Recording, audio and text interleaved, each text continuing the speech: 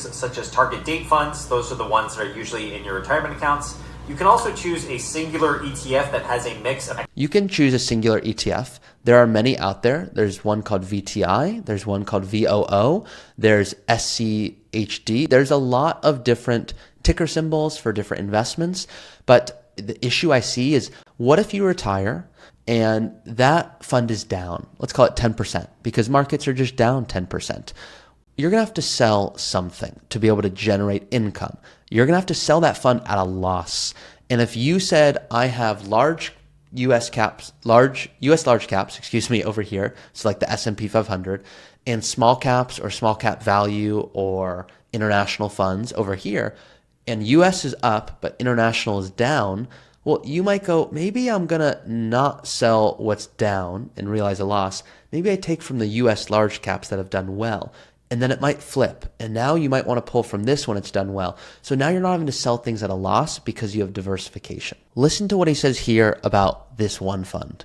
I'll tell you what I personally would do if it were me. If I were choosing one fund to go with and I was on the younger side, I would probably just choose VTI. The returns are about the same as VOO, plus you get the added diversification of having small caps in the mix. And so the total holdings of VTI are 3,717 stocks.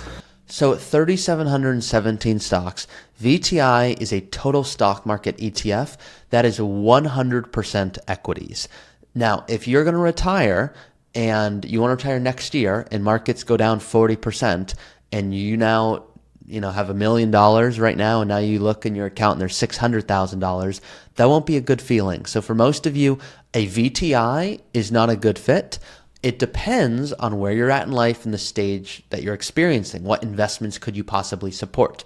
I'm going to show you an example of what I would recommend in just a second. Now, before I do, here's one thing he says that I do agree with. So you can see here on my screen, he talks about paralysis by analysis. He goes, so many investors have thousands of funds to choose from.